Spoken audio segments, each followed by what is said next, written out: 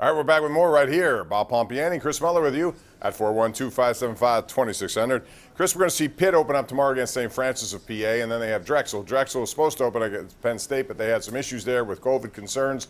Not sure what's going to happen Saturday, but tomorrow, in front of 500 people max, whomever they may be, it's Pitt and St. Francis. And I just want to get your thoughts about Pitt. You know, they went from, I think, 3 wins 2 years ago to 6 wins last year. They returned some nice players, but I'm not hopeful that it was anything but maybe another 4 to 5 win increase. That's about it. I don't see much beyond that. What's your take on what you've seen so far? I think with Pitt basketball, this is sort of could be one or the other year. I think you could see, because I do think Jeff Capel is the right guy to make this program something close to what it was in its glory days at the turn of this century, its most recent glory days, I guess I would say. I think he's the right guy. I think they could be a fringe NCAA team this year. I really do. But I also think that what you said is kind of reasonable, a more tempered expectation. I think that COVID hurts a team like Pitt a lot more because it's just tougher to get together. It's tougher to work out and do your thing. It just presents a little bit more of a challenge. And I think teams, frankly, that are able to add more in the way of instant impact freshmen will have a little bit easier of a time of it. I actually believe that this is one of those years where just having more raw talent is maybe going to play a bigger role in teams going far and being successful than it would in certain seasons where there are more veteran, kind of battle-tested, cohesive teams that are bringing back a lot of returning players. Yeah, I would agree with that. But they do have, Justin Champagne came out strong last year as a freshman. Audie Stoney, you got Xavier Johnson. You have, I think, Terrell Brown is back for his final season, if I'm not mistaken. So they have something there. We'll see how it goes. I think Duquesne's going to be really good this year, too. Let's go to the lines. We begin with DJ and McKees Rocks. DJ, what's going on? Hey, Bob. How you doing? Good, thank you. Hey, as far as the running games goes, do you think that we should start seeing a little bit of Ray McLeod in there to get some speed on maybe a couple more reverses and things like that? I thought that was what McFarland was supposed to be for, but it seems like every time he runs, thanks for the call, by the way, and happy Thanksgiving to you, DJ. Every time he runs, it's between the tackles, which I don't necessarily understand, Chris. Well, I don't think that you want like a lot of, jet sweeps or reverses with McFarland, but what happened to running like outside the hash marks, towards the numbers, stretch plays, anything like where you could just, or how about like whatever happened to Anthony McFarland maybe being involved in plays where the flow is going one way and maybe he's able to plant a foot and go the other way.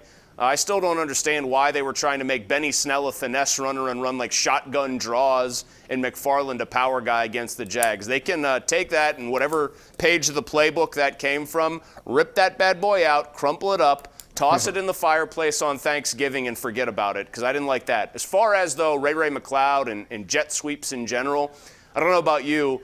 I think one of the things about that Pitt offense that Matt Canada brought so much pre-snap motion to, that was so successful, that has obviously had sort of an influence on the Steelers, people gave them credit for all the funky stuff that they did and the points that they scored, Bob, but they were a power running team.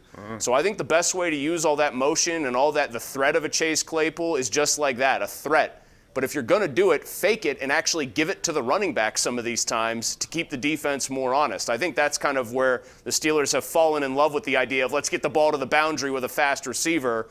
It's the NFL. Teams are starting to figure that out. Matt, it is only 6 games left, though. We may see more wrinkles, more sequencing from that formation as time goes on. Who knows? It may happen this coming Thursday night if they play that game. Let's go out to Mike in Oakland, who joins us on the Bordas and Bordas hotline. Mike, you're up. Go ahead. How you doing, gentlemen? Happy early Thanksgiving You too. to both of you. Same to you. Thank you. So I want to mention the two Steelers comments and get your thoughts. I was watching the Raiders-Chiefs on Sunday night, and honestly, and I've mentioned this to Bob, and I'm sure he knows my thoughts, that team, in my opinion, scares the daylights out of me because they are so good offensively, and I think our secondary really, in my opinion, is our total weak link, and I feel like, the way Mahomes led that last drive with a minute and a half left, I think he's going to do the same thing to us, and my feeling is, the Steelers, they say, we scored 24 points in every game. Well, Well, it's not 34 points a game. Mahomes, they can put up 40 like it's nothing. So, I mean, and plus we seem to start off slow a lot, and we have these lulls where we don't do anything for long periods, long minutes in each, sometimes different quarters. So my worry is that, and just want to get your thoughts. And one quick question, I just was wondering. Please make it quick, Mike. We're up against it. I know. The Steelers don't retire numbers, but certain players like Joe Green, Bradshaw, Harris, you're not going to see it. Why isn't Rod Woodson's number? He played 10 years, top 100. Because he went and played for the Baltimore Ravens. Yeah, that's true. He was awesome, but he went and played for the Baltimore Ravens. I mean, I think that one makes that one really tough. Yeah, but go ahead, Chris. Talk about the first part about Kansas City is Kansas City. Yeah. The best way you got to deal with them, you got to score your points, but you got to make stops along the way. It's as simple as that, and I think they have a defense that can do that. Well, I think the secondary is not the weak link. If they're all healthy, I don't think that's a weak part. But where I would be concerned about Kansas City, Travis Kelce working the middle of the field. I mean, you saw that last touchdown they scored. That's where I would get nervous. Kelce working on Vince Williams or Avery Williamson or Robert Spillane. I think even the most charitable Steelers fan who believes in the defense and believes they can beat Kansas City knows that particular matchup is a mismatch in Kansas City's favor. Yeah, I agree with that, and it's been for no matter who's back there at tight end at other teams. The Steelers have had trouble dropping back and covering guys like that, and Kelsey's the best at it. There are some really good tight ends in the league right now, and I'll tell you another thing. I think Eric Ebron is getting more and more confident in the system. He didn't have a lot of training camp to deal with it at all, no games, but I think you're going to see even more of him moving forward. Let's go to Nunzio in Braddock. Nunzio, what's up, man? What's up, Pomp? How you doing, Pomp? We're good. How are you? I'm doing good. Hey, I've been an advocator for Ben all year. You know that, and it's kind of like he gets no respect around here. And I think you guys are doing fine, but the people that are sending in for him for the awards ain't doing their job for him. They should be backing him, and they should be getting him votes. Well, I mean, we've had this discussion quite a bit, Nunzio, and I think everyone around here appreciates what he's done. I think most people in the media in Pittsburgh believe he is an MVP candidate.